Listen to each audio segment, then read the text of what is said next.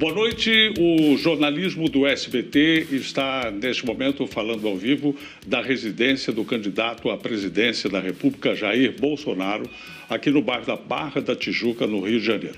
Boa noite, candidato. Boa noite. Obrigado pela oportunidade. Obrigado. Se a pesquisa do Ibope estiver correta e não houver nenhuma reviravolta, é muito grande a chance do senhor ser o novo presidente da República do Brasil nesses próximos dias. Eu queria saber se o senhor já tem o seu ministério composto, quantos serão os ministérios e que nomes o senhor já escolheu.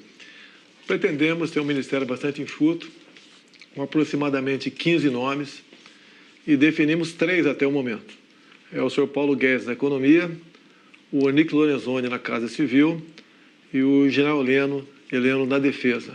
O seu vice, o general Mourão, andou dando aí umas declarações polêmicas. Ele vai ter voz ativa e papel no governo?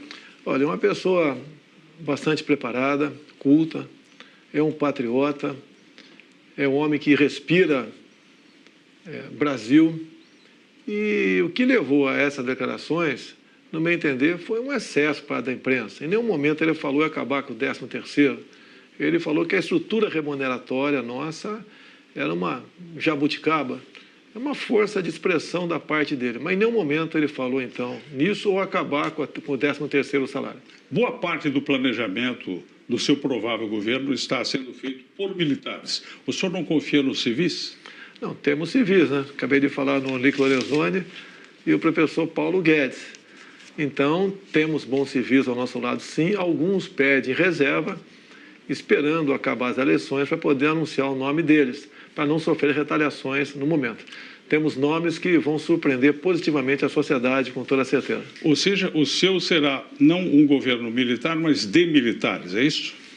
Olha, eu não sei por que o preconceito para com os militares.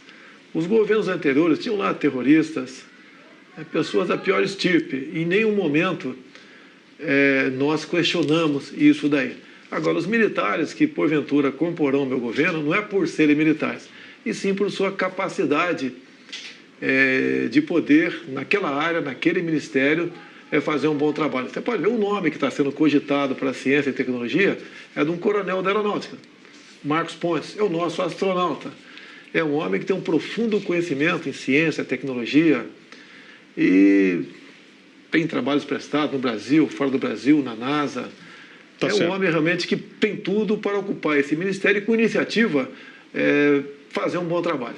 O senhor tem batido muito na tecla da insegurança pública, que de fato é algo que preocupa muito o Brasil hoje. Sim.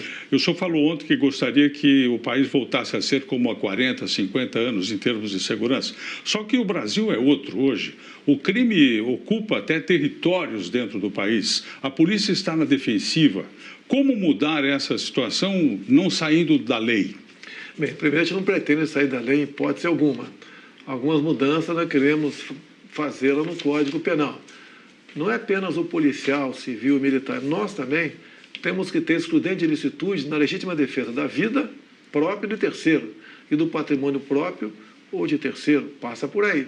A questão do crime dito organizado. Você tem que ter um trabalho de inteligência para seguir o dinheiro.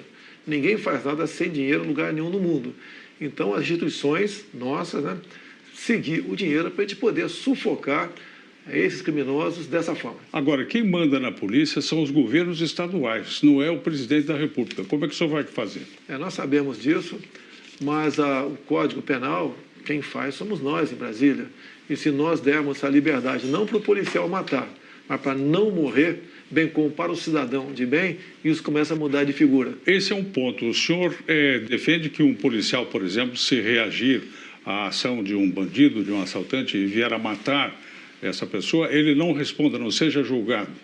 Não, isso contraria a Constituição, não contraria? Porque não todos somos iguais. Não, mas não pode dizer que é igual um policial e um bandido. Aí um está à margem da lei, outro não.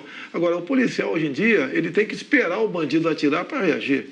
Isso não pode continuar acontecendo. Por isso, nós queremos mexer no Código Penal. Para exatamente, como em países desenvolvidos, um elemento portando uma arma de guerra, ele passa a ser um alvo do agente da lei. E tem que ser dessa forma. O senhor poderá indicar pelo menos 2 ministros para o Supremo Tribunal Federal. Fosse isso hoje, quem o senhor indicaria? Eu indicaria alguém do perfil do juiz Sérgio Moro.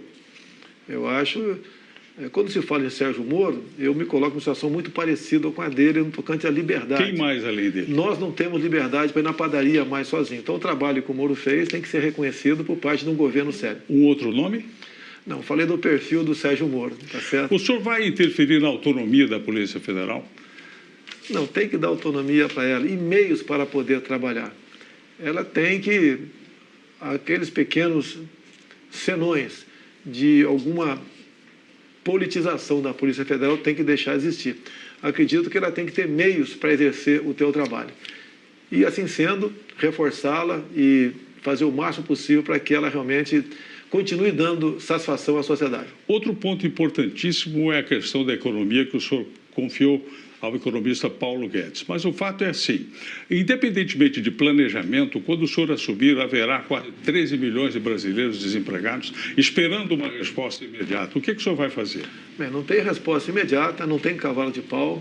O que eu tenho conversado com ele, eu levo sugestões e ele que decide.